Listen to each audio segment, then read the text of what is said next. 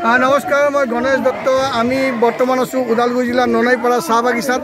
আজি বিশ্ব যক্ষ্মা দিৱস আৰু বিশ্ব যক্ষ্মা দিৱস উপলক্ষে এয়া আমাৰ প্ৰথম কাৰ্যসূচী ৰেলী সজাগতামূলক শোভাযাত্ৰা আৰম্ভ হৈছে। ইয়াতে ছাত্ৰ ছাত্ৰীকে ধৰি আমাৰ যক্ষ্মা ৰোগীকে ধৰি আশাকৰ্মী আৰু বাজাৰৰ কিছু ৰাইজ ইয়াত অংশগ্ৰহণ কৰিছে।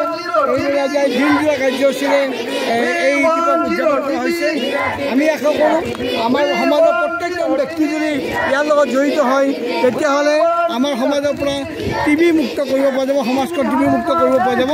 গতিকে মই অনুৰোধ জনাইছোঁ সকলোকে, কাৰোবাৰ যদি কাহ হৈ থাকে, কাহৰ লগত তেজ যায়, বুকুখন বিষাই থাকে, তেনেধৰণৰ যদি লক্ষণ থকা বেমাৰ পায় তেতিয়াহ'লে আমাৰ মাজলৈ লৈ আহিব। বিনামূলীয়া কফ পৰীক্ষাৰ জৰিয়তে বা অন্যান্য পৰীক্ষাৰ জৰিয়তে আপোনালোকে যক্ষ্মা ৰোগীক যাতে আৰোগ্য কৰিব পাৰে তাকে মই কামনা কৰিছোঁ। ঔষধ পাতি সম্পূৰ্ণ বিনামূলীয়া, বৰঞ্চ আমাৰ যক্ষ্মা ৰোগীক প্ৰতিমাহে 1000 টকাকৈ বৰঙণি দিয়া হয়। গতিকে মই আশা কৰিম যে আপোনালোকে এই যক্ষ্মামুক্ত ভাৰত গঢ়াৰ ক্ষেত্ৰত সকলোৱে সহযোগ কৰিব। ধন্যবাদ।